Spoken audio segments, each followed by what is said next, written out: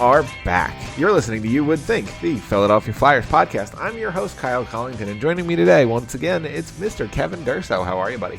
I'm doing well. How are you? Well, I'm not going to lie to you, better than last time. Okay. Last show, if you listened, by the way, thank you, because our last show did really, honestly, quite well. One of the best tracking shows we've ever done in the history of the show. If you've been listening for a very long time, you may remember the Flyers trade for William Nylander episode. I think that might be the last one that did quite as well. But we just that was before me for sure. That was way before you. That was original run of the show. Right. I was gonna say that was before pre-episode 30, whatever. That was with our original partner website. Okay, there you go. That's how long we're talking if you're an OG here. Okay. But either way, we just wanted to extend a quick thank you. And if you're back, welcome back. We're here every 2 weeks during the summer. During the season, we're here every week. And we're talking mostly Flyers, to be honest. But today, we don't have a ton of Flyers news. We'll get into a lot of NHL stuff. So we will. You ready to get into it? So yeah, I'm a little surprised you didn't jump into the other change on the show, which is that I'm not in my usual location. Oh, that is fair. You are in the new location, the new studio, under if you will. Still, but we'll have the gear up before long, I'm sure. Before long, I don't know. I mean, let's just say it's a good thing we have 2 weeks between shows, and even then, I don't think I'll be completely ready. But and if you're watching on our YouTube channel, maybe you'll find a shirt that doesn't blend in with the background. Eventually, this won't be a problem. Eventually, I'll have more stuff behind me that adds some color. Fair enough, but right now, it is quite literally a plain wall. It is pretty bare. I'm not going to lie to you. It's pretty bare. I don't even have a curtain up on the window in this room yet, let alone. It's prison cell gray. I'm not going to lie to you. When you see what I'm thinking, you'll understand why it's the color that it is. Let's just put it that way. Fair enough. You know what? If I would have worn a shirt with the logo that I'm thinking of on it, then you would have said, "Okay, yeah, I get it now." Okay. I have some ideas. Yeah, we're getting there. Don't you worry. We will. All right. It will be updated as the weeks go on, but pretty much permanently from here, I will be in this spot. Awesome. So we do have a little bit of Flyers news to get into, like I mentioned, and surprise, surprise, it's not good news. Turns out we're not going to have a lot of that this offseason, I don't think. Bobby Brink is going to miss a significant amount of time. Top 5 name in hockey, by the way, because Bobby Orr is his name. His name is Bobby Orr Brink, in case you weren't aware. And that's just pretty cool, I'm not going to lie. But either way, he's going to be out roughly 5 months, I believe is what I saw. It's approximately, yeah. Yeah, and it looks like he won't join the Phantoms until late December at the earliest. Hopefully we're getting, I'm sure he'll get plenty of time there. Yeah. To make sure he's 100% before they even consider looking at him for the main roster. But here we are again, just another off-season injury, and what can you say? There's not much left to, because it just feels like every time there's a promising young prospect, this is what happens. It's never just it was a 2-week setback, and it might. This might be a problem in training camp, and maybe it'll hold them up for a month or two. Like, stay in the minors for a month or two, and then you come up. No, it's never that. No, everything is a catastrophe. Right. It just doesn't seem like it's ever this case. This is the way it is. Now, this was. I wish I could remember exactly how long ago it was that there was something out there about this. I believe it was the lead into development camp, so maybe it was a little bit post-draft, and they just now, 3 weeks later, got around to and 3 weeks later to an extent where you're like, okay, listen, it wasn't like they just announced, he's had the injury, and no, the surgery's done, it's already happened. It was one of those deals. Right. So, it's just unfortunate, because this is one of the guys, I remember at the end of last season that Noah Cates is one of the guys I think is going to be in play for the roster for sure. I wasn't convinced on Brink, but at the same time, it was kind of one of those things where it's like, I don't want to just put him on the roster next season. Right. But let's see what camp looks like. Let's see if he comes in, and if he plays Tortorella's game and he's that kind of guy, then there's always a chance. I kind of thought that he needed the minor league time, but I don't remember if I said this or not, but I kind of feel like he could have been a Joel Farabee type, where it's like, okay, listen, give him a couple weeks, give him a month. Let's see if he can get rolling at the AHL. And once he does, that might be all that's needed, and he comes up and he's up for good, right? it was going to be that close potentially. And now obviously you're talking he's out through December, pushing January if as long as everything goes according to the timeline. And then he's supposed to play, well, at the very least, I guess that would take him up. I mean, he'd probably play in the minors until the trade deadline at least. Oh, minimum. And that's absolute bare minimum. And obviously it depends on where the team's at this point. And then probably comes back at that time to do the exact same thing as last year, which is 6-week to 8-week trial. Like, hey, do you fit in the NHL at this point? Are you there yet? And that's pretty much all it turns out to be. Is this the same surgery Claude Giroux and Shane Gostisbehere had? That's a good question. I'm not entirely sure. Because I know with Bobby Brink, it's the torn labrum. Is that what it was for them? Do you remember? No, I remember for Giroux in particular, I remember a lot of core muscle type stuff. I know that's kind of all connected, but for him, they kept I know they classified Giroux's more as sports hernia type surgery, not necessarily a hip. So. Okay. I was just curious because I do remember that for both him and Gostisbehere, it took them almost a full 12 months after the surgery to really regain that pre-surgery form. Which is why I don't think you see a rush here. You certainly shouldn't. Now, we've talked a lot about how the management team is currently handling things, and if the kid scores 10 goals in his first 8 AHL games, do they hot shot him and pull him up? Well, who knows? That's why I'm saying he needs to be like Farabee at the minor league level before he gets that. But in my opinion, you should spend the rest of the season there unless he is literally 1,000%. The only way I don't see that happening is if they do if they have the season that we all think they're going to have, and the trade deadline rolls around and every 1-year contract is gone, then you probably have no choice. He's got to come up. I mean, if he's healthy and he's playing well enough and all that, that's fair. I mean, let's put it this way too. There's a couple of there's names I'm going to mention that I think have not signed yet that were extended qualifying offers, and there's guys who have.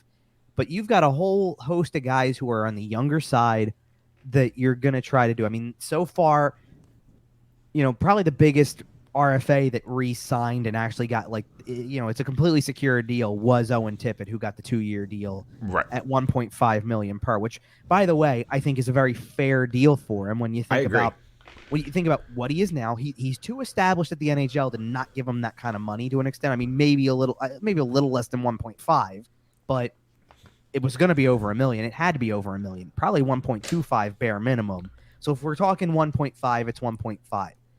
If he turns out to be anything close to what the ceiling is for him, which there's people who think he can be a really good goal scorer, this is a steal.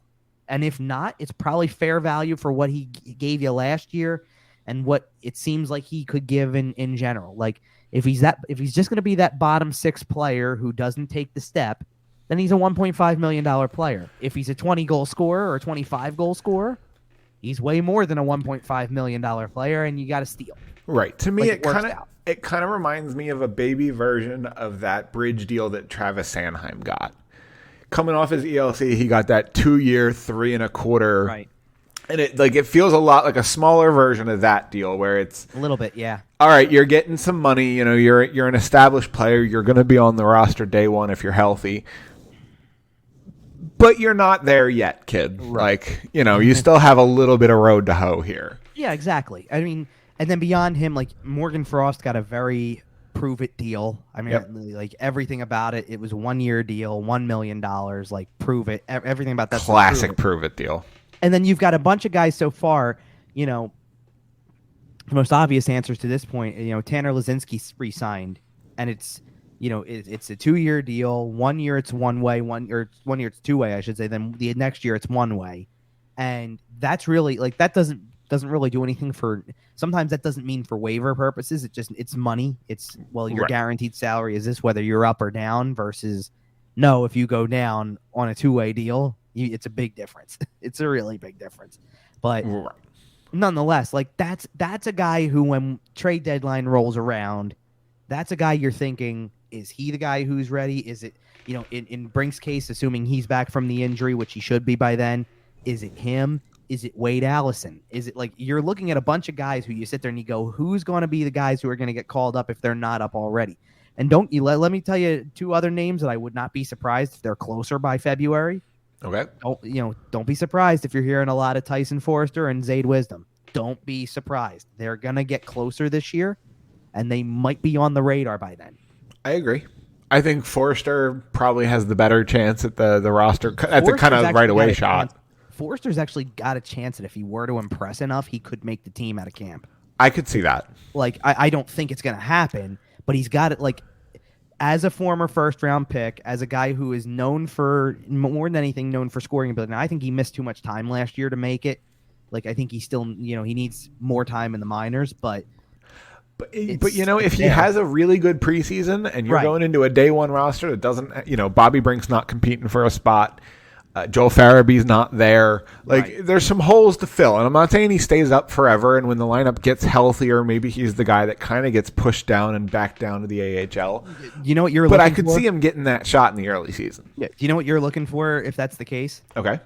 You're looking for Mikhail Vorobiev, that 1 year, man, he's just blowing the doors off in preseason and training camp. He looks great. He looks like he's going to be on the team, and still did for the first couple games of the season. He didn't look bad, and then it ultimately fades out, and he doesn't play it. At the NHL. Once guys figure out how to play against him, it's kind of over. No, granted, Vorobiev was total unknown there. Out of nowhere. That was wild. That had potential to be a really crazy story, to be honest. Right. Well, this is a first round pick, so you kind of expect it from a first round pick, but that's fair. I'm kind of what I'm getting at is that's the kind of preseason he's going to need to have to make it now. And if he does great, because I say if he does great because of the fact that maybe more than anything, and I'm there's not going to be a lot of examples of this as the preseason goes on. I just don't see it. But if there's somebody who just takes over, a young prospect type who you start to feel like there's some promise to, God, show me Wade Allison. Everybody would love it. I've been screaming it about him for years. Wade Allison and Bobby Brink are going to be one and the same by the end of the season, potentially, in the sense that they'll have all the potential in the world to be successful, and it's just a matter of stay healthy. Wade Allison, I can't wait to watch him turn into a 20-40-60 guy, because he's got it written all over him. Oh, and guess what? Tanner Lazinski, too, while we're at it, because if Tanner Lazinski stays healthy, he is a perfect fit for a bottom six role. Perfect. I mean, he's exactly that kind of Swiss Army knife player. Exactly the kind of player you draft between 13 and 18. Well, no. Generally speaking. Well, no, and this is why it's a good thing. No, fair enough. As you did find him as a diamond in the rough. But. Right, but that's exactly the type of player. He does a lot of things. That was a Ron Hextall pick, correct? Yeah, I believe so. Okay. And let's this way, because who else fits that description that we were really impressed with last season? Noah Cates does. Noah Cates. Love what Noah Cates brought to that team last year. Pick. He's a mid-round draft pick that all of a sudden you look around and you go, wow, look what college did him. Look what being a part of a leadership group for a college program did for him. Right. Well, and quite frankly, he came up at a time where the rest of the team was fairly pathetic. And he still had to put the work in. Exactly. But the good thing for him, and maybe we're, to put it crassly, maybe we're polishing a turd here, but maybe he looked good because he was the only one who looked like he wanted to be there. I hear you, but at the same time, I was impressed enough, and to be honest, listen, and this is me trying to turn over a new leaf, by the way, because I am. If you've been listening to this show for a while, you know I am Mr. Blind Homer Optimism. Well, every prospect is a future 50-goal scorer. Well, and the funny part to me, and the reason I'm laughing, is because last week's show, or 2 weeks ago, was it was all total opposite, and we were both doing that. So you're always trying a little bit to be optimistic about him. I would, but to be honest, I would be. That's a guy who's going to play third line minutes and should be good in the role. And to be honest, look at what he did when playing. He played with a lot of people late in the season last year. So if you have him playing again with Morgan Frost or playing with Owen Tippett, that was working. There was something about that was working. It doesn't, and it's just a matter of I don't there's questions about whether he makes the team or not out of camp. I don't think it should be, but look, he does have to come in and prove that last year wasn't a fluke. Right. It was still a small sample size, but I think he's I look at him and I go, that's a John Tortorella type player because he is very two-way first. He had he had some production, but it's not the staple of his game. You know what? I'm not going to lie to you. We are about 15 minutes into the show, and I had entirely forgotten that John Tortorella was the coach of the Philadelphia Flyers. That's how absurd that hiring is. Feels now after everything else. It's been such an insane offseason, and we haven't even started talking about Matthew Tkachuk yet. It's been such an insane offseason. I literally, and as soon as you said it, I'm like, oh, yeah, of course he is. Of course he is, and I know he is. But for some reason, that fact had just slipped my mind, and I forget everything I said this entire podcast. Everything is entirely different because your head coach is John friggin' Tortorella for some reason. Well, and that's what I'm saying. When you think about there is going to be something to be said, and I said, I don't. This team's making the friggin' playoffs, aren't they? No, I don't think they're making the playoffs, and I think I detailed that well enough last week or last show when we had the entire Metropolitan Division and all of the things that they were doing up there. It was really funny because I saw a tweet the other day that was somebody complaining about the Islanders doing nothing. And it was like... They haven't done nothing. Lou just hasn't announced it yet. Maybe so. But either way, I'm like, they're still a better team than the Flyers are. Relax. There's people who legit think that the Islanders are making the playoffs next year. And I think I'm not sitting here saying that that's a wrong way to think. I wouldn't be surprised, but there's a lot of teams that are going to be gunning for the last couple spots here. I think we agreed, didn't we? We kind of agreed there's pretty much two certainties in the Metro, and the rest is, man, what's going to happen between those head-to-head games? Flyers squeak into the playoffs on the last day of the season. Beat a team they shouldn't beat. Beat a team they shouldn't beat in the first round. Second round, beat a team they shouldn't beat in the second round. Third round, Leafs in 5. That's happening. You're welcome. Because that's an interesting. Now, correct me if I'm wrong, but the conference finals is where your draft pick slides to the end of the round, correct?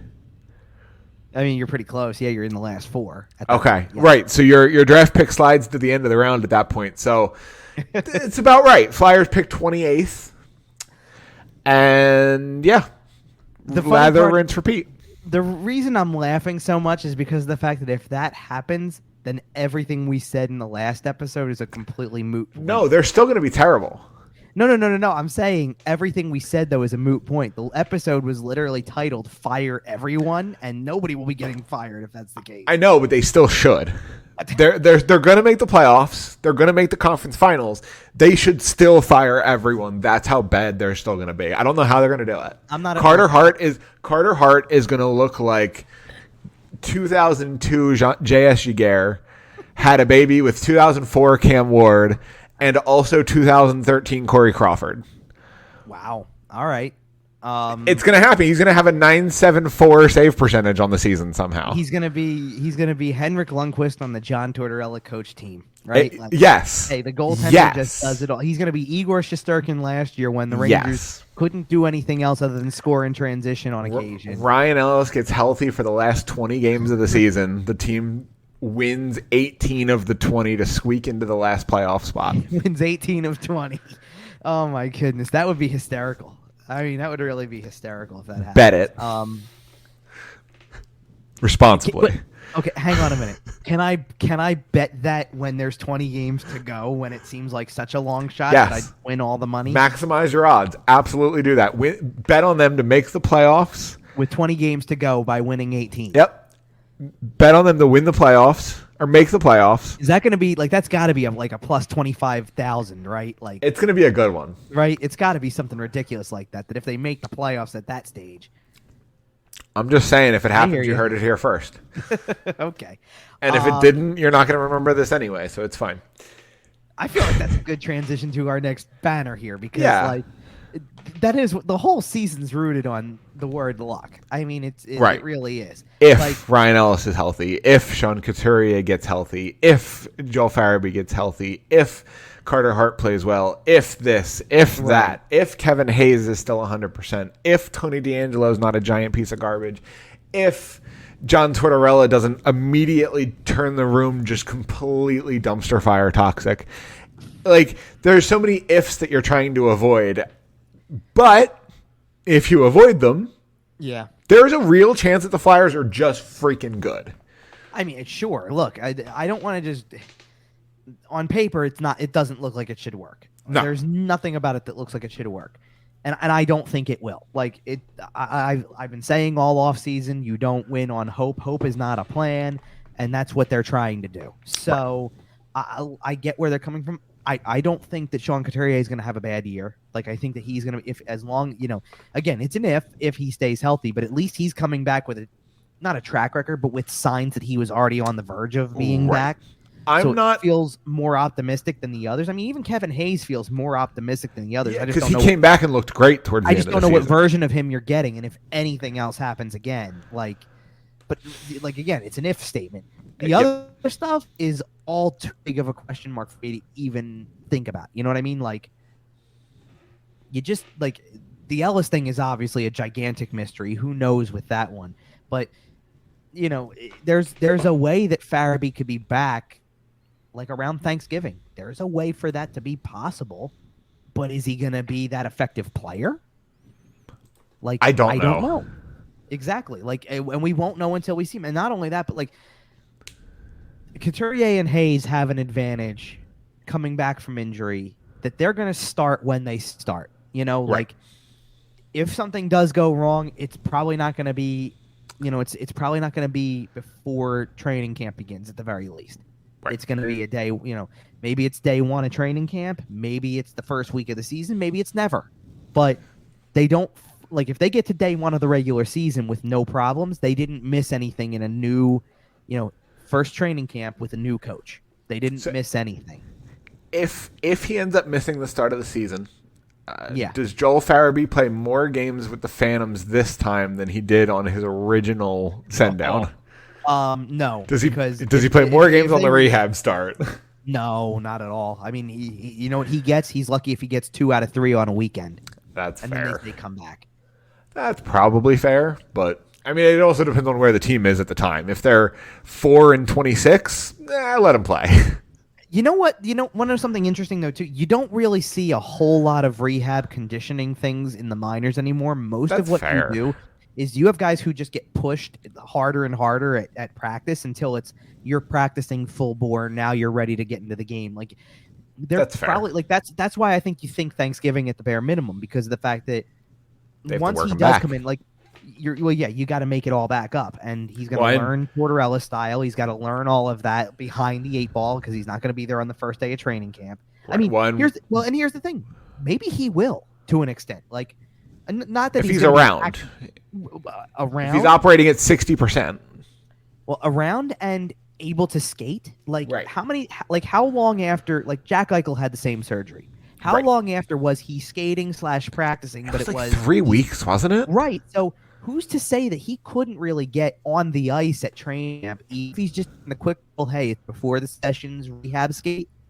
At least he's out there, and then he's in the meeting, and maybe he's in the meetings, he's in the scrums, he's in the locker room, he's in the he's in the culture. Right, so maybe he's not as far behind the 8 ball from that aspect of it if he's there from day one and doing everything. I believe that the BC boys will keep him caught up. Well, and I believe that he's had a no, they won't, because God, BC he's that's fair. You're right. I forgot it's not the same thing. No, I think they're all on the same page though. It's I get your point. Yeah, I think they're all homies, but man, whatever place that crew picks as their after dinner spot, look out. Right. Look out. Hide your kids, hide your wives. It's going to be chaos. Guys come in. Sheesh. Imagine they roll in and you're talking some... Listen, I say this with some amount of respect for some of you. Some sleaze bags. Let's be real. And I think Kevin Hayes would tell you with a smile on his face that he's a sleaze bag. Right. I mean, it's fair. I get you, but I'm just curious. If he is able to be fully invested in everything, then maybe he's not as far behind as I think he is. I agree. And Joel Farabee with a full camp, or with maybe not a full camp, but with an abbreviated camp, kind of an aggressive start to his rehab. I would hope that maybe as you're approaching the first week of December, that you've got something here where you're like, okay, he's really close at this point. You've given him the normal time frame that you gave him, and then maybe a little more. I hope I'm wrong. Like, I hope I'm not, like, I'm right about that. And he's the kind of player that if the team is playing well and you get to slot him into an already successful lineup, he could recover very quickly. Sure, he could get brought up to speed in a fairly quick fashion. The key for him is going to be, as it is with a lot of players who have a serious surgery or anything of that nature, is how quickly you adjust to the potential of contact. Like, right. If you're still shying away from it just a little bit because it's practice and you don't want to get hurt, like, as respectable as that is, that you don't want to hurt yourself further, that's the step you've got to take before they put you in the lineup. And he's a guy who has shown that he does not shy away from contact when he is playing at 100%. Right, exactly. So he plays a physical on the puck style. Right. Because he plays very aggressively. He's very up on his skates. He's very involved in everything. So I hope that it's sooner rather than later, but there's also a part of me that goes, don't be surprised if this is all-star break kind of stuff. Like, it could be that too. Like, right. I think him getting to 100% is significantly more important than when he enters the lineup. Right. We're talking about a 22-year-old asset here. He's signed for a long-term deal. Well, and that's the key. They need to do this where it's around the long term of the contract. Yes. Right. Speaking of long-term deals and injury concerns, the guy behind him in the thumbnail there, Ryan Ellis, theoretically exists. I literally don't know how you found this photograph of Ryan Ellis in a Philadelphia Flyers jersey that's not photoshopped. It's quite literally from the first game of the season, I think, or second game of the season. No, he didn't play the first game of the season. Yeah, he did. Did he? Yeah. Did he? Okay. Fair enough. Played the first three and then... and then missed for a while and then came back for one and then was immediately back out. Right. Scored against Seattle. Right. And I think that's the game this is from, by the way. This was a game against Seattle. So he scored against Seattle. Also, they were all doing it then, too, by the way. If you've watched your way through Letterkenny or Shoresy, he does look like JJ Frankie JJ here a little bit. Ooh, Ryan Ellis? Yeah. Yeah, a little bit. All right. Okay. Are we all the Flyers at this point? It's just what it is. Listen, we're in a summer show here. Well, and not only that, but this is what it is, and it's going to be the way it is until, let's be real. We got a whole month of this before training camp starts up, a month and a half, actually, until training camp starts up and you actually start getting some answers to some questions. You know what I mean? Certainly, and I guess the other big piece of the information here is John Tortorella kind of had some comments about how people were perceiving the Tony DeAngelo move, the way that people were perceiving what Chuck Fletcher did, all that stuff like that. And I get the method behind it. The method is rally cry to your new team. You're trying to tell look, if you're trying to send a message to the players like nobody believes in you at all, yes, I understand what you're trying to do. But I don't know, I get it. We also have the right to sit here and talk about the moves that were made or lack thereof and criticize them exactly the way that we have. Like, everybody has. It just is what it is. I mean, I'm sorry. I'm watching every team in the league do something, pretty much. Yeah, and we'll get into that very soon here. Well, and not only that, but, it was just the method behind, I'm sorry, your general manager had said a week earlier from the time that, Tortorella put out there and whatever. It was a phone interview with NBC Sports Philadelphia. From the time, it had been a week between what Chuck Fletcher did on free agency day and then coming out and saying, it's a lot of hard work to move contracts. Did is a strong term. Well, yeah, I know. But all he did was come out at 2 o'clock and say, "Yeah, we're done." Okay, maybe more what I mean is that from what he said then, that's fair. Which is saying it's hard work it can be extremely hard work to move contracts. And then your coach is out here trying to. I get it, trying to fire up his players a little bit. Hey, I'm backing you. I think you're good players. We're going to get the most out of you, and we're going to prove people wrong. Hey, by the way, Columbus got a second and a third for Oliver Bjorkstrand. Okay, we're on it then. Let's go. Yeah, absolutely.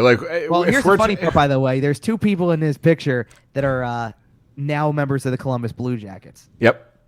Because the other, I did that strategically. The other player in the picture, other than the two that are very recognizable, is Erica Branson, who is a new member of the Columbus Blue Jackets. That is very funny. All right.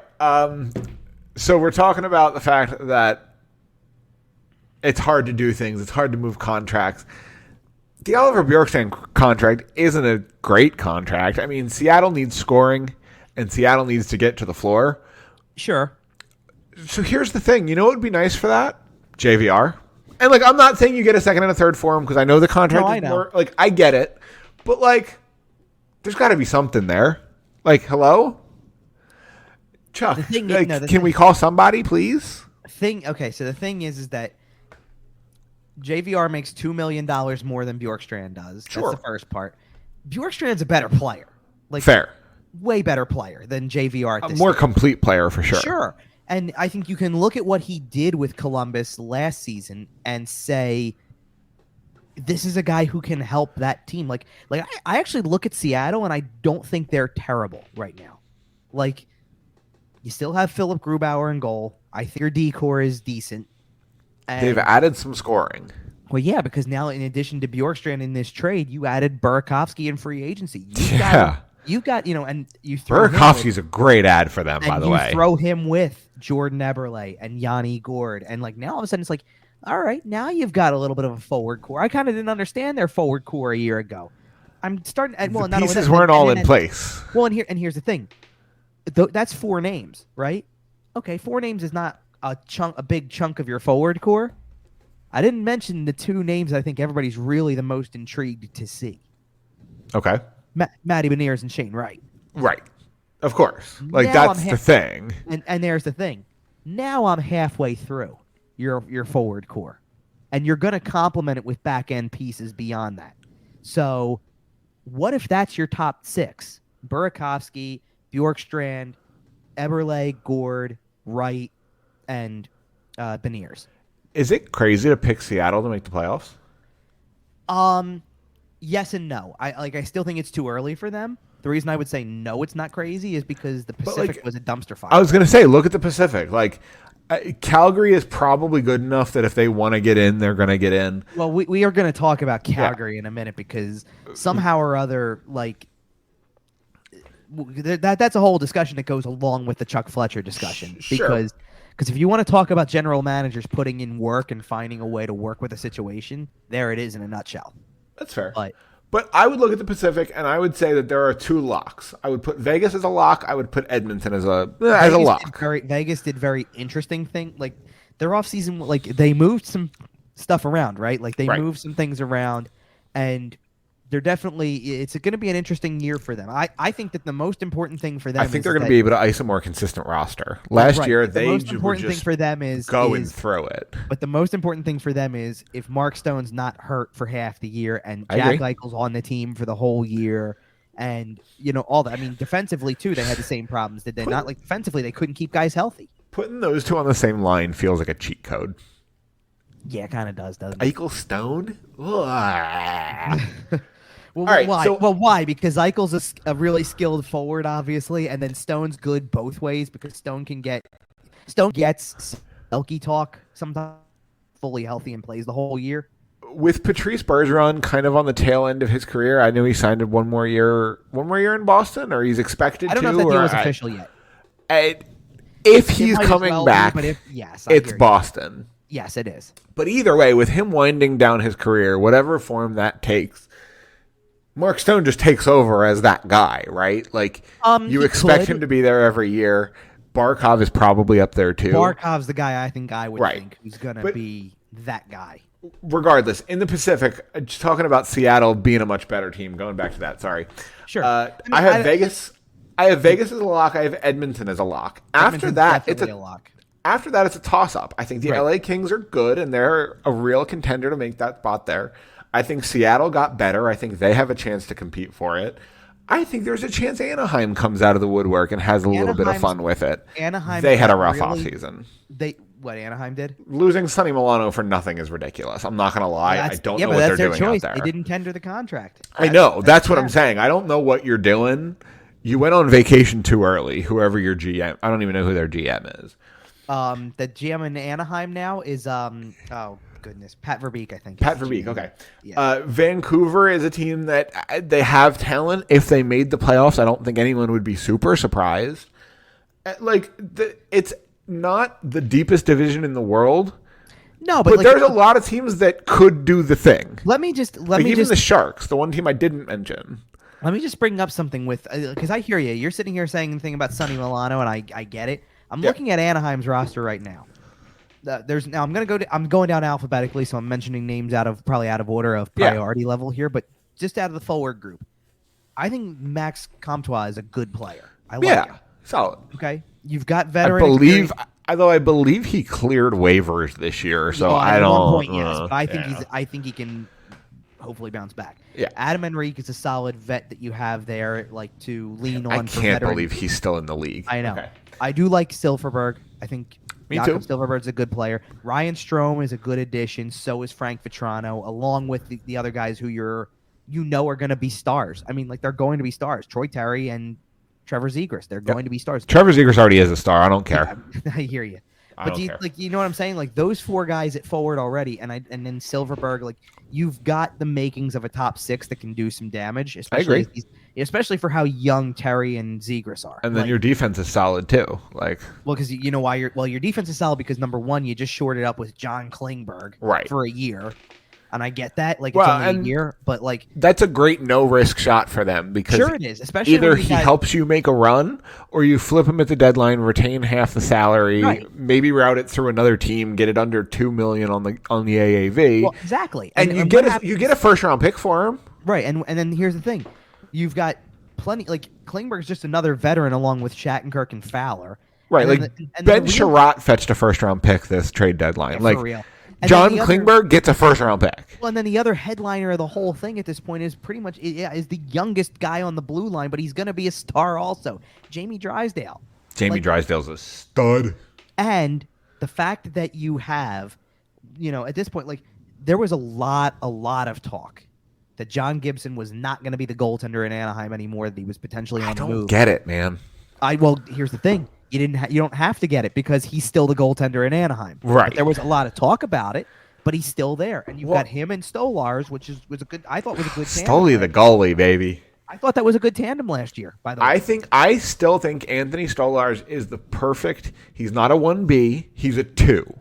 But I think he's a really good 2. He's going to play 30 to 35 games. He's exactly the type of guy who needs to play behind a John Gibson or of that level. And put a guy like him in there who you're given 25, 30 games at most, and Gibson runs the show. Stoley, come home. Listen, when you're done doing your thing for Anaheim, that's fine. Come be that same exact goaltender behind Carter Hart. Hey, listen, if they decide that they don't have something in Felix Sandstrom or something, you could do worse than having Stoley back up Carter If Hart. Anaheim is selling at the deadline, I expect Chuck to inquire. You expect who to inquire? Wow. If it's even him. Fine. I expect someone to inquire under the direction of Bob Clark. How about that? There we go. Okay. Okay, I like the caveat. That's good. Yeah.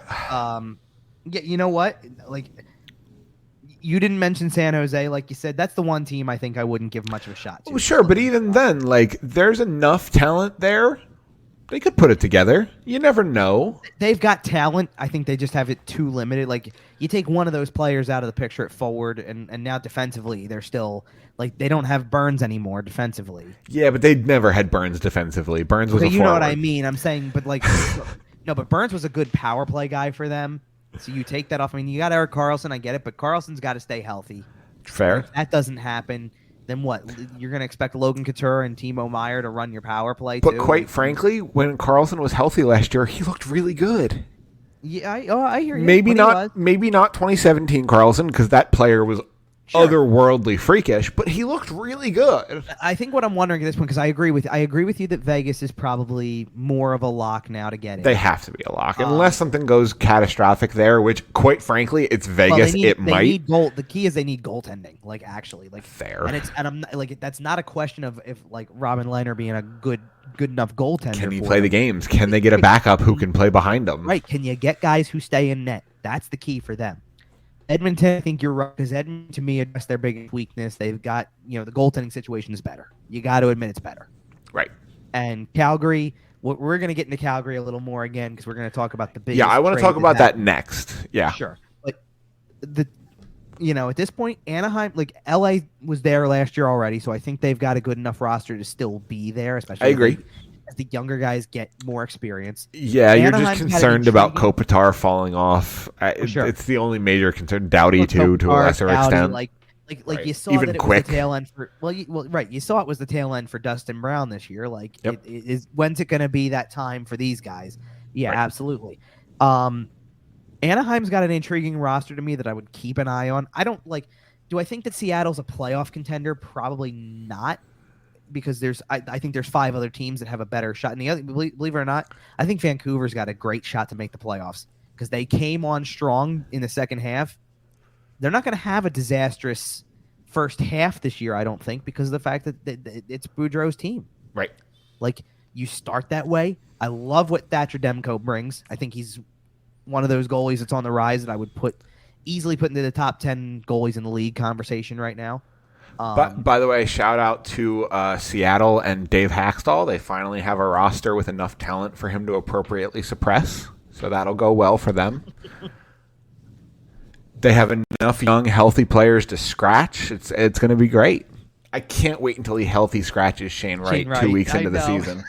Oh, my God. Give it to me. Matty Beniers is not putting up points regularly enough. He's going to need a night off just to take a mental break. Matty Beniers has 3 assists in 10 games. We're giving him a night off just to get his head straight and just take a look. So I think that if I'm looking at this and if I'm reading it correctly, like, to me, San Jose is not making the playoffs. I think Seattle in the long run doesn't make the playoffs, but they're better. Fair. And the Central's so good, they're gonna have 5 spots. I think there's only three division spots up for grabs here in the Pacific. So, okay, let's look at the Central for a moment just to go over who you think's making it out of that. So Colorado's a definite. St. Louis is a definite. I'm not as convinced on Minnesota at this point, I'll be honest. I think Nashville's probably a playoff team. I think 2 years of Fleury, I think Minnesota's there for sure. I think they hope to be there. I just don't know for sure. Quite frankly, I think Nashville is pretty close to a shoo-in. Okay, hang on a minute. I have a caveat for Minnesota. Okay. Until we know what the deal with Kaprizov is. You know what? Fair. Then I don't know. But, like, right now I'm sitting here going, their offseason didn't impress me enough. Oh, no Kaprizov, and they challenged the Flyers for a lottery spot. Like, I don't know about that because I think they're too good for that, but I think it gets real ugly in a hurry there. You mean to tell me you think Minnesota's battling for a lottery spot in the same division as Chicago and Arizona? I do.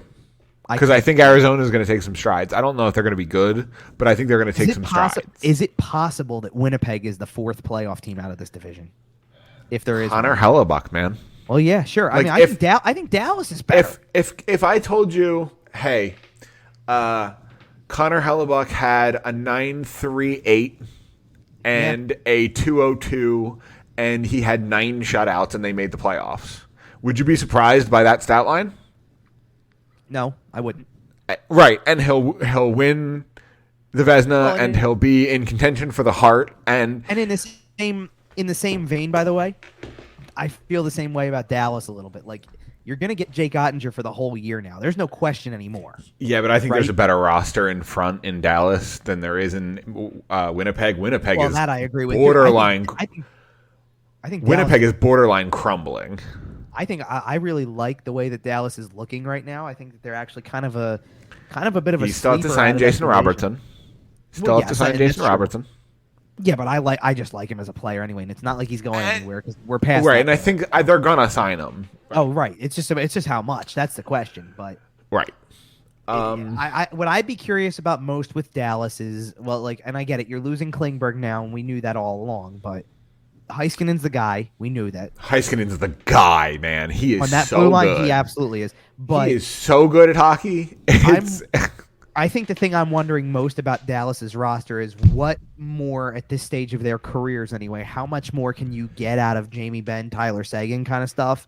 More like but the thing is, you have their replacements, like minute wise. I'm not talking play wise. I'm not talking style wise, but minute wise, you have their direct replacements in Rope Hintz and Jason Robertson. Well, right, and that's the interesting thing. Like, I think you're starting to know what to expect from those guys. Like, you're starting to know what to expect from Rope Hintz and like. Remember a couple years ago when Sean Couturier kind of quietly past Claude Giroux as like probably the Flyers' best forward.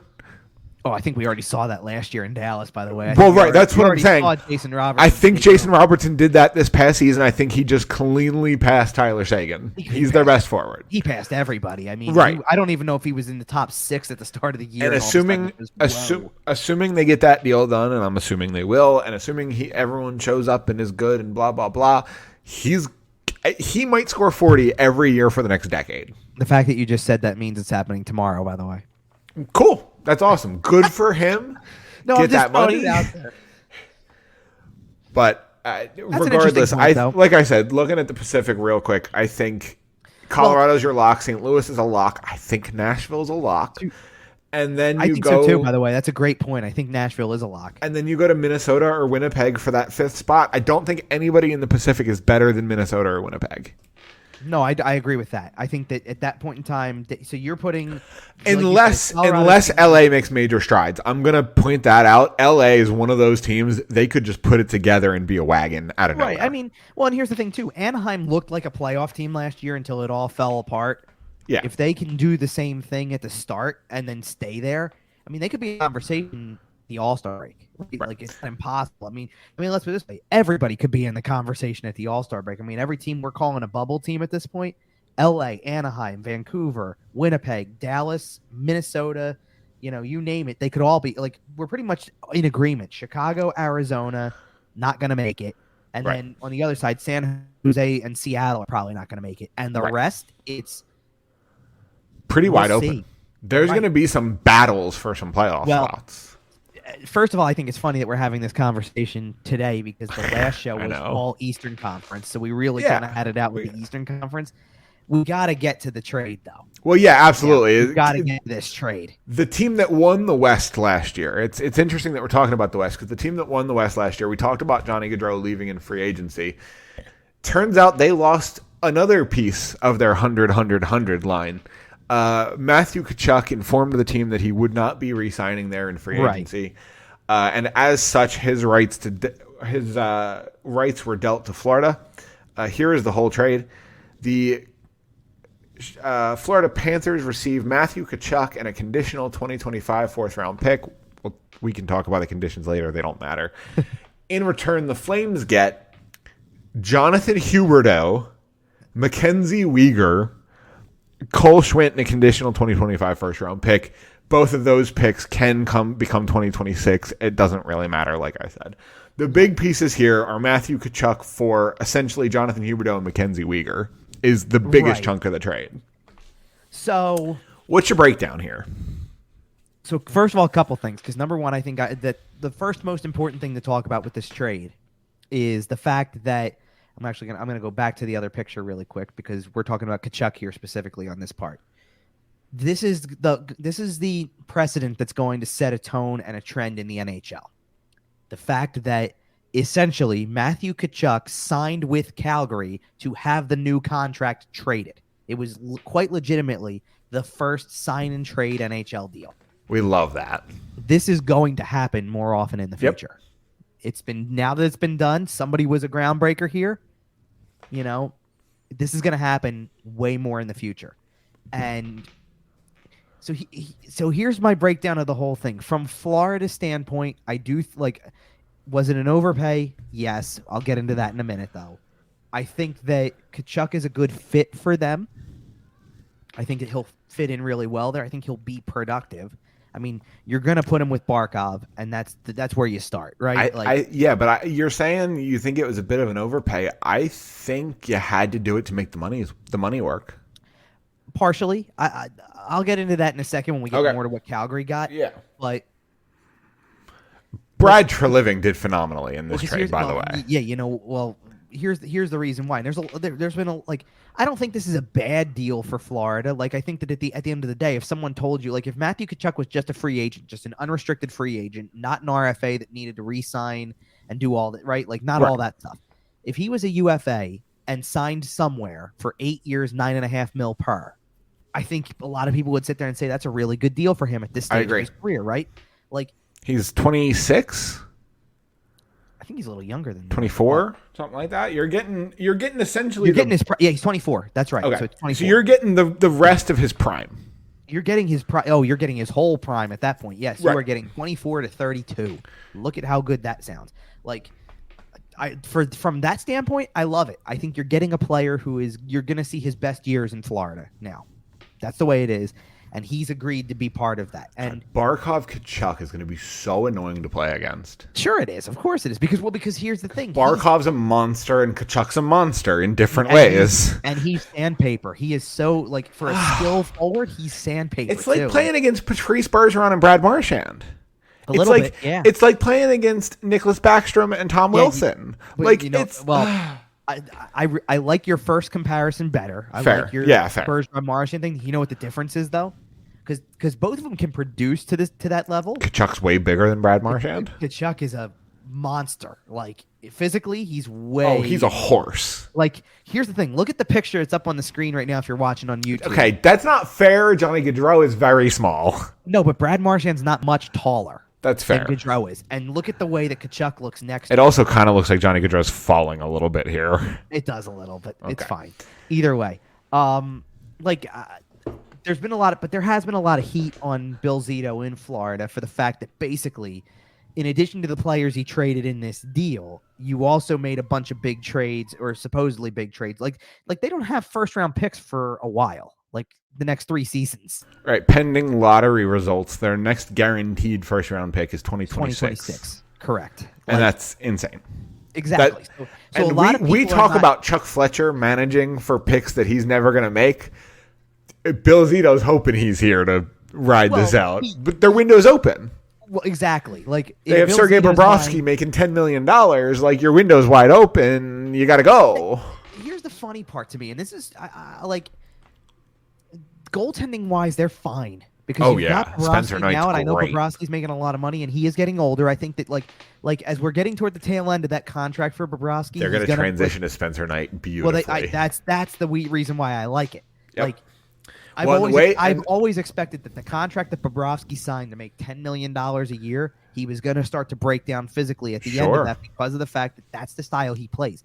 He's a very athletic goaltender in the sense that he can throw his body around, and eventually when you're 35, I don't think you can do those things like you did when you were 25. Right, certainly not to the same efficiency.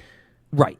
But you do have Spencer Knight behind him, and I think you've got the next one right there. You know, like you're waiting for Spencer Knight to emerge as the number one eventually, the same way that Dallas did with Jake Ottinger, the same way that any other team does, right? Like you got teams that are waiting for that guy. And if I'm Bill Zito, by the way, I want to give Spencer Knight like a 2 or 3 year bridge deal. Right. And then you're trying to get that next deal on the cheap. You're right. Trying to wait him out. Wait for the cap to jump so you can afford to have 13, 14, 15 mil, whatever his number is for a couple of years to the end of the Bobrovsky contract. You're absolutely 1,000% right. Then you can lock him up for $1 billion. Like, sign him when he's 26 and Sergei Bobrovsky's contract runs out. Sign him for that $10 million because he'll probably have earned it by then. But you bridge him now and you get him to when the cap jumps. That's the big one. Once the cap jumps and you can afford that goalie space, you're in the clear. I think you're absolutely right on that. So I want to go and look at something really quick.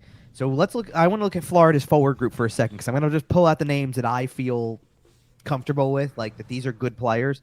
And obviously, Tkachuk's one of them, right? Like, Tkachuk is obviously a headliner of this. You've got Barkov. That's huge, obviously. If Sam Bennett's giving you what Sam Bennett can give you, you've got a good one there. If Anthony Duclair is giving you what he can give you, you've got a decent one there, right? Like, I like Anthony Duclair a lot. If Sam Reinhart is giving you what Sam Reinhart can give you, you've got one there. How about the biggest name that we were talking about during the playoffs, who like everybody was kind of like, who's this guy? If Carter Verhaeghe's playing on the line with Barkov and Tkachuk potentially, he probably will be at least at times. And I gotta tell you, among the names I like beyond that, if they give Anton Lundell some real good minutes here and he stays on the ice, you got one there too. Like their forward group is still like, and then I'm looking at the complement pieces beyond those 7: Nick Cousins, Patrick Hornquist, Ryan Lomberg, Flyers legend Nick Cousins.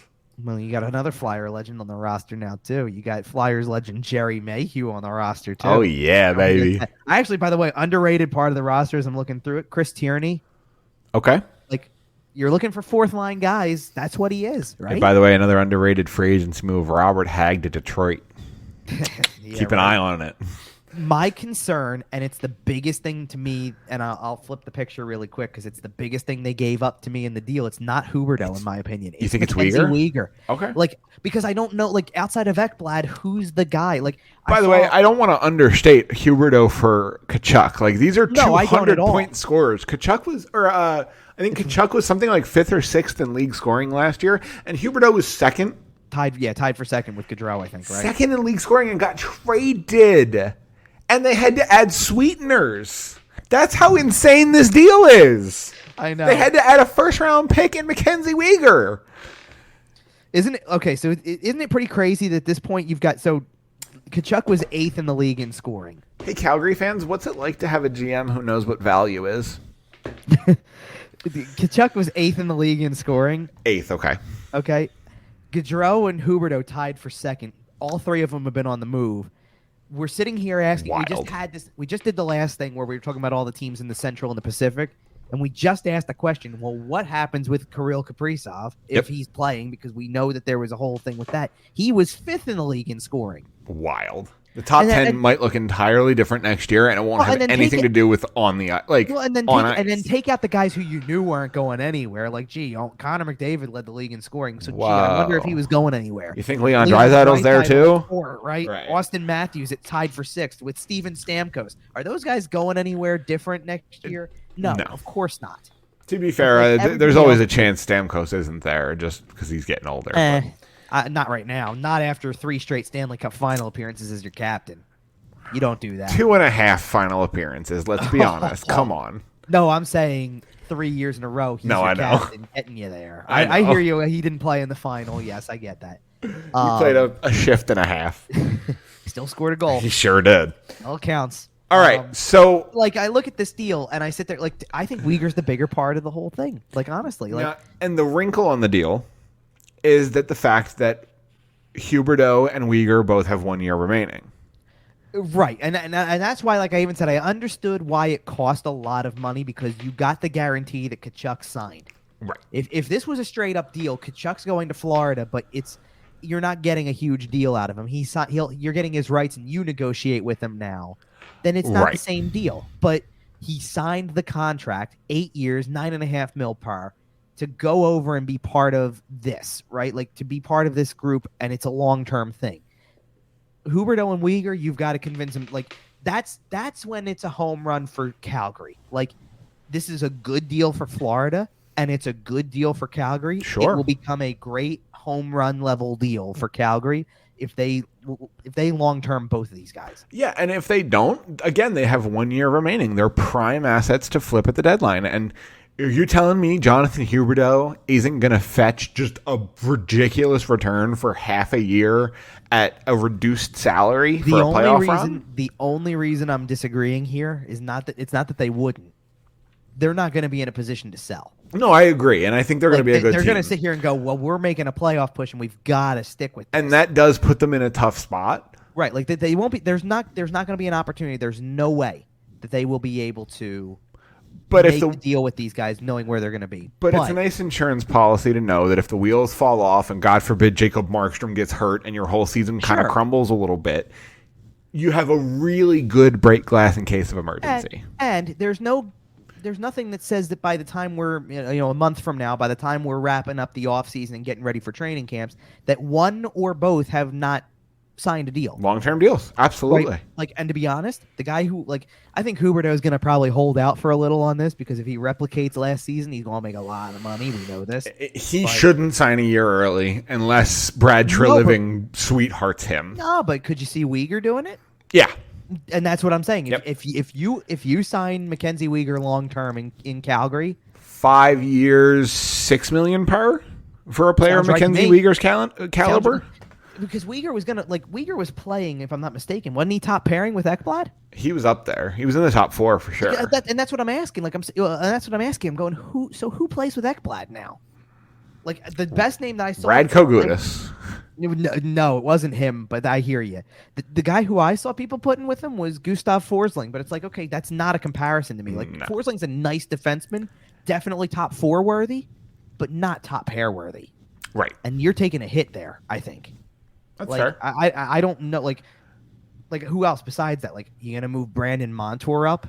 Montour's like a perfect second pair defenseman. Yeah, I could see him having success with an Ekblad type. I could see him playing a good if they end up trying him on the top pair. Yeah, I could see him getting a shot on the top pair. The only reason I'm hesitant, they're both right-handed shots, and that's actually like making me think you want Montour on your second there. Yeah, but I don't you want necessarily... to line up. You really want to line up. Truthfully, you want to line it up. Ekblad, Montour, Gudas as your 3 rights, but then you needed a left. Right. You know what I mean? And that's fair. Like Forsling's fine, but like to me, like right now, you're going to put Lucas Carlson on your second pair, and you're going to put Mark Stahl on your third, based on the way I'm reading it. And it's like, I just don't know. Like I feel it's like a little underwhelming. Right. Well, I'm sitting here going, I feel a little bit bad for Sergei Bobrovsky right now. Like this is not as good of a defense to play behind right now. Now, if you're getting full commitment from Barkov and the like, play back. Okay, I think you got something, but right. I'm just not convinced with that group. And I look at Calgary, and I think Huberdeau just gave them kind of the Gaudreau replacement. Yes. Like he quite literally to a T, the number of points scored. He can score goals as well as Gaudreau can when he gets on a roll. I think overall he is a slightly better player than Johnny Gaudreau. I'd be willing to. Huberdeau's gonna look like you're sitting here talking about putting Tkachuk with Barkov. Huberdeau's gonna look really good with Lindholm. Yeah, like it's gonna be the same equation here. And at this point, I mean, they only have one natural right winger on the roster at the moment who's listed as a right winger. But you've got guys who I know can move over there. Sure, the wing is pretty easy. I mean, if you want to take the route of the natural right winger, you're putting Toffoli over there. If you want to get a little spicy here, maybe. Didn't Huberdeau just set a record for assists in a season? That's a good question. Wasn't Tyler Toffoli top 5 in NHL goals last season? Or not this past season, but the season recently. The 2021 season. He might have been, yeah. I'm pretty sure he was top 5 in goals, and Jonathan Huberdeau just set an NHL record for assists in a season. Do it. Come on. Well, here's the thing. If you want to get a little spicy with it, do you go Mangiapane on the other side there? So your top line is Huberdeau, Lindholm, Mangiapane. Like, man, that power play unit's nasty because you just get to have both of them. Well, then guess what? Guess who I'm lining up as the second line at that point, probably. Okay. I mean, you could let's just wait. If you want, like, Toffoli at that point would drop to the second line. I'm throwing Mikael Backlund as your center, and depending on who's going to play where, I mean, if you're not worried about playing him down the middle, what if Blake Coleman's playing on left there?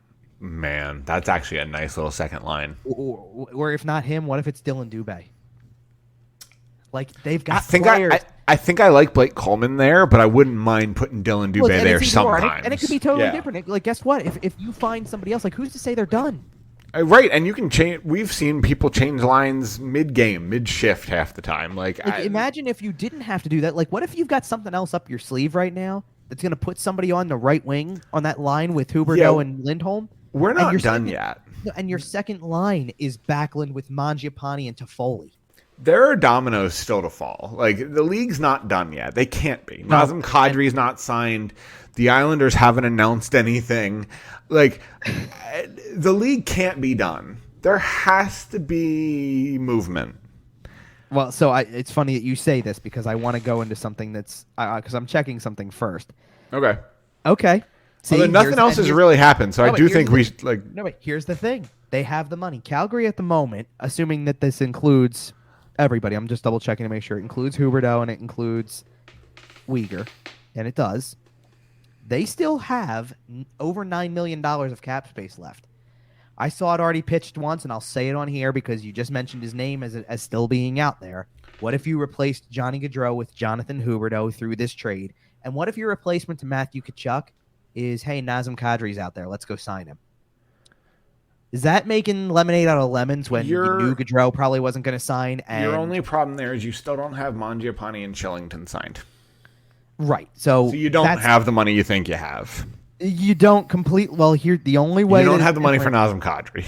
I don't know about that, and I'll tell you why I don't know about that. Because nobody else has the money for Nazem Kadri? No, because right now, according to Cap Friendly, you've got over $25 million tied up to...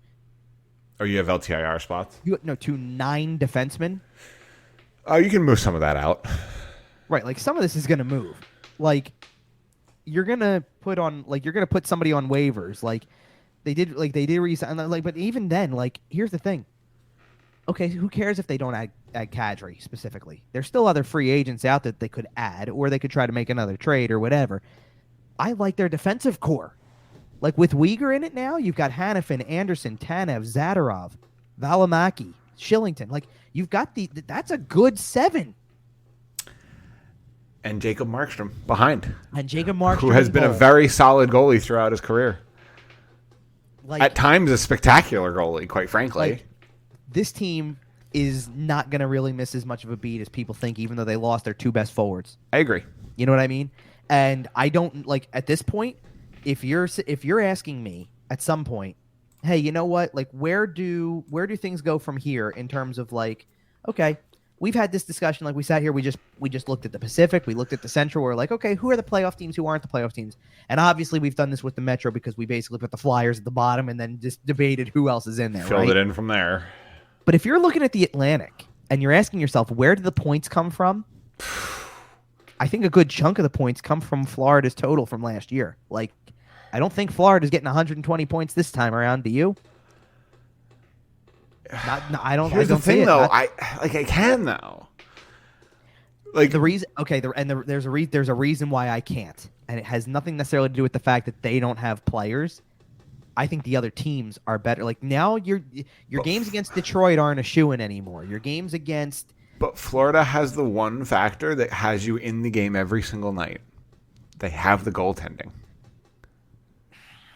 That depends, and it depends on if Bobrovsky is still playing to that level, and how quickly they pivot to tonight when it happens. Exactly, as long as your coach manages it correctly, which obviously is not a given, especially his first year with the new squad. That's right. Let's not forget who the coach of that team is now. You know, like I'm not me calling him a bad coach. It's just you got a different philosophy in here now. This is not what last year was. But if things are handled properly, right, and you pull Sergei Bobrovsky when he needs to be pulled, and you pull him when he gives up 3 goals on the first 11 shots in the first period. Right. Like, do the right things, make the right decisions, and the team in front is talented enough to score, and Spencer Knight is good enough to shut the door, and you're still going to have a chance in that game. The only thing that gives me a little bit of pause is that I'm kind of asking if questions with a couple of the forwards. Like, fair. We've seen high ceiling at this point from Sam Bennett, from Anthony Duclair, and it's like, listen, if they can produce at the same level, you're going to be fine. But if they can't, where is it coming from elsewhere at this point? Like, who helps you take that much more of a step forward? Like, unless it is Tkachuk replacing it, or Barkov goes to a new level than he's already at, then I don't know where it's coming from. I'm going to throw out a little bit of a take here, and it might be a bit of a hot take. Okay. I think a lot of Jonathan Huberdeau's points were a result of Alexander Barkov. So you think Barkov makes Tkachuk better, makes everybody else better? I think Barkov stirred the drink in Florida. More than Huberdeau, I guess, anyway. Right. And I think Tkachuk, I think the line in Calgary was a more even split. Okay. And I think in Florida, it was Barkov carrying good players up to an elite level. Okay. And I think you're underestimating what Barkov could do with a truly elite teammate. Okay. I don't know if Jonathan Huberdeau is independently elite, if that makes sense. Okay. That's fair. The reason why I feel the way I do about Florida is because, in fact, we just had this big discussion from the West side of things. And I feel like we're sitting here on the West side asking ourselves, okay, so who's going to battle each other? Because, we feel like there's a lot of teams in the middle of the pack right now. Like we know that there's your clear cut. Oh, they're good. They're going to make it. Like we did that with like in the Central, to be specific. It was like, listen, you're not questioning whether or not whether or not Colorado or St. Louis are going to make the playoffs. Are you? Right. Like, come on. They're going to make the playoffs. Okay. So looking at the Atlantic real quick, we kind of have something similar in my book. Can we agree that Buffalo is probably not a playoff team this year? It would be a stretch. I think they'll be better, though, actually. I think they'll be a better team this year. But but I think in this division, I don't think they're going to... Okay, I think they're going to be a better team. I don't know if you'll see it in their results. Just because of the division they play in. Okay, that's fair. Same thing with Montreal. We can agree that they're probably not a playoff team. Okay, looking at the top of the division, I think we have a shoe-in that Tampa's in. Okay, I agree. I'm willing to call it a shoe-in that Toronto's in. I agree. And then we find ourselves in a similar situation that we have kind of with some of these other divisions, where it's those middle four. Here's what it is to me. It's exactly the conversation we just had with the Pacific, where we looked and we said San Jose's probably not. At this stage, Seattle in the Pacific is your Buffalo. Like they're not there yet, but they're going to be better. I think in the Atlantic, you have a little bit more of an established 2-2. You have your haves and your have-nots. And you have Boston and Florida who have been there and made the playoffs and been one of those powerhouse teams. And then on the other side, you have Detroit and you have Ottawa who are on the up and coming and knocking on the door. Right. And I think more likely than not, both of one group are going to make the push. It's either going to be both the young up and coming teams or both the old established teams. I don't think it'll be a split. That's interesting. Okay, I don't know about that, but we'll see. That might be the most intriguing division to me. I mean, it's fascinating.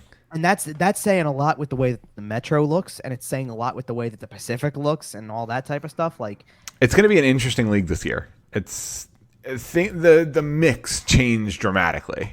Well, exactly. Well, and here's the thing, too. You can't underestimate the fact that both Ottawa and Detroit got one of the pieces that Florida thought put them over the top a year ago. Yep.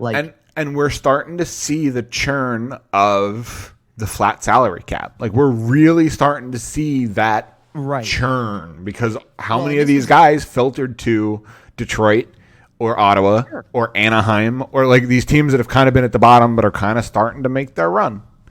Sure. And I think what this also does is that this is an interesting year then for when the salary cap kicks in and you get the boost, because what happens if Ottawa is the playoff team? Ottawa's in an incredible spot moving forward. If their contracts are in such a good But what happens if you're the playoff team and then all of a sudden when you come out of that, out of this flat cap era and you're getting increases again?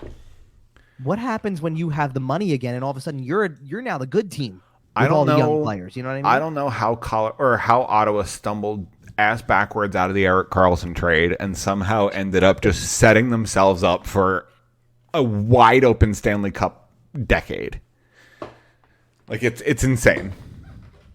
I think there's one reason that's obvious. The rest I can't say how they navigated the rest of this offseason to acquire an Alex DeBrincat through a trade. And then, and then get who am I thinking of here? And somehow pull off that Matt Murray trade the way they did. Right. Like to come out on the other side, even in a positive setting, right? Like the rest of it though, we already discussed that. That was for years and years and years. They picked in the top 10 and then they got to a point where, you know what?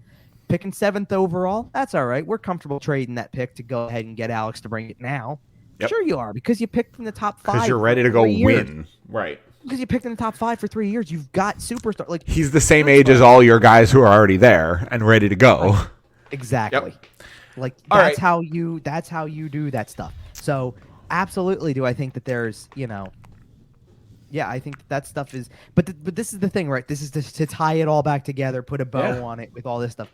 This is what was too hard, right? This is the it's too much hard work to move contracts. Columbus goes. By the way, with Columbus, we were having the discussion. We never even talked about what led to the Bjorkstrand trade, which was not Johnny Gaudreau. It's Patrik Laine. Yep.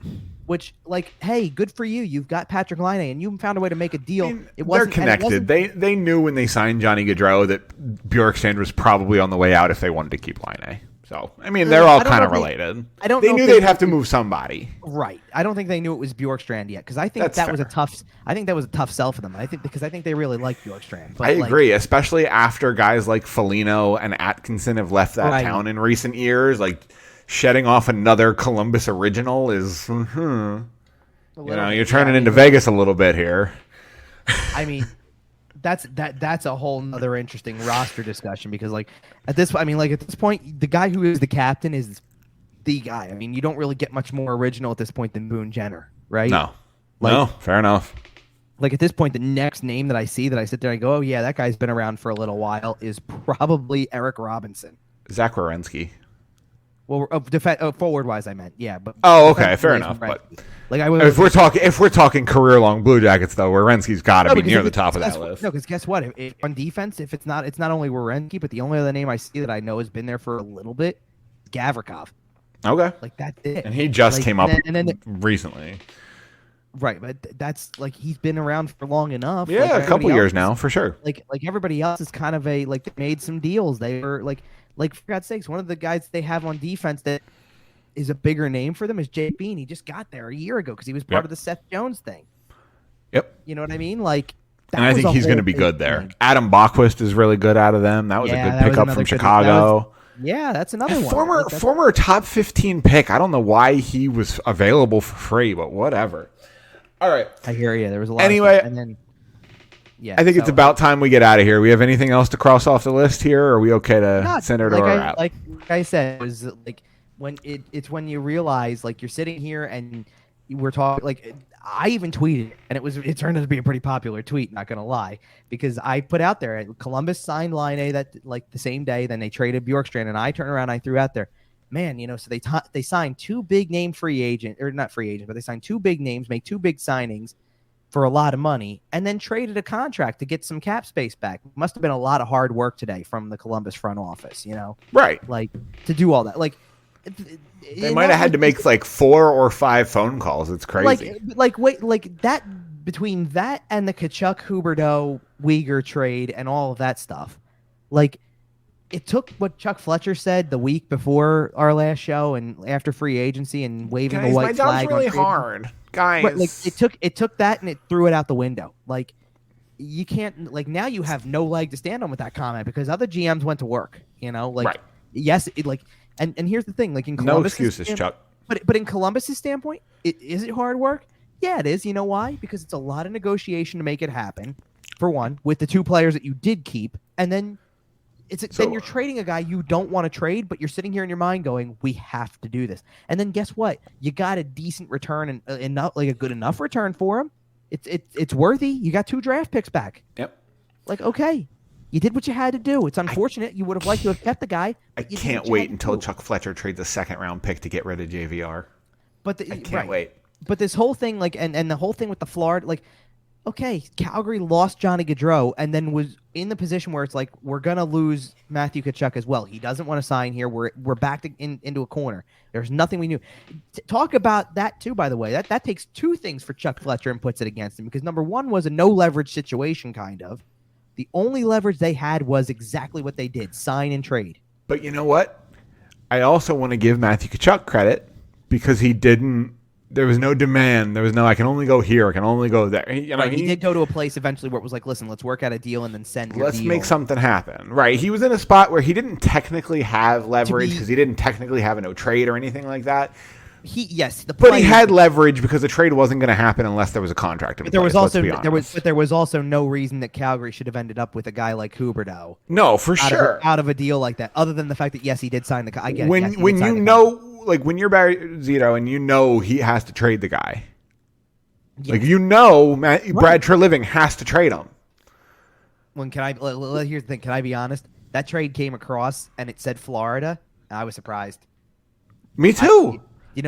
Everything said St. Louis. Oh, I didn't think so at all. You know where I thought he was going? I would have I was becoming convinced. I didn't think Ottawa? it was happening. Yes, I was becoming convinced that he was going to play with Brady. No, they're in the same division now. Yeah, I know. That's even better. I mean, I can't wait until the first time Ottawa plays Florida in the playoffs. I actually didn't think Florida was really in the running. I kind of thought it was Ottawa or St. Louis.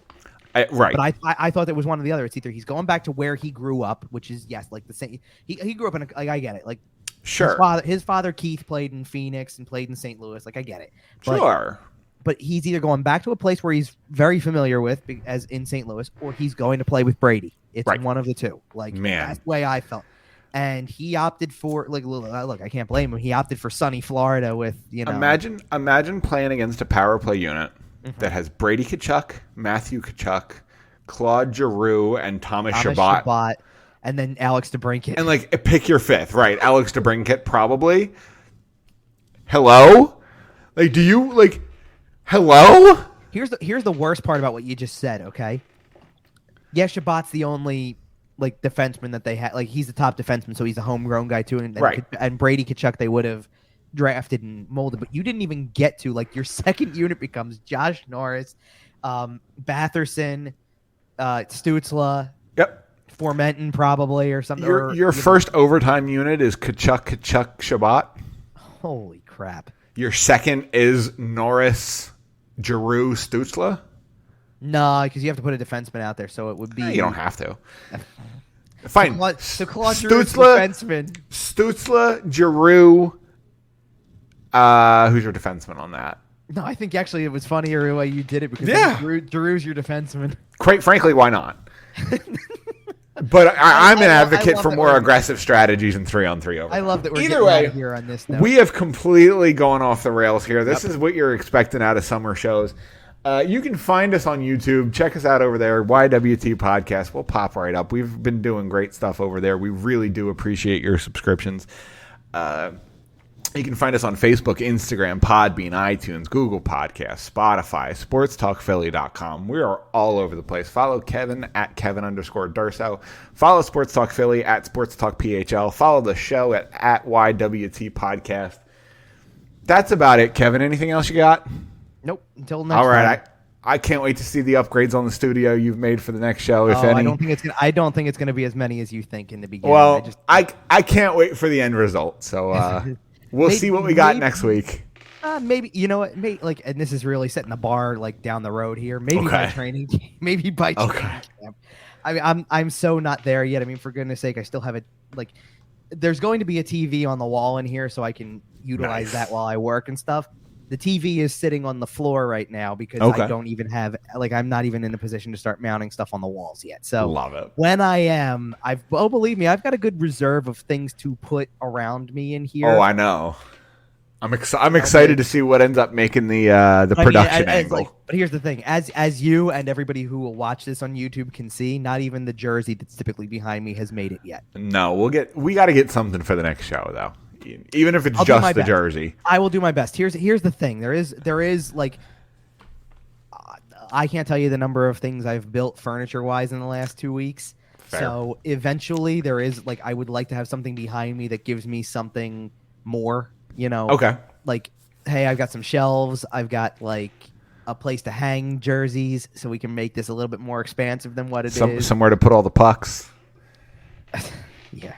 All right. Well, we will see what Kevin has in store for us next week. We'll be back in 2 weeks. We will be back in 2 weeks to discuss whatever's going on in Flyer Land. Subscribe to our YouTube channel. We'll see you.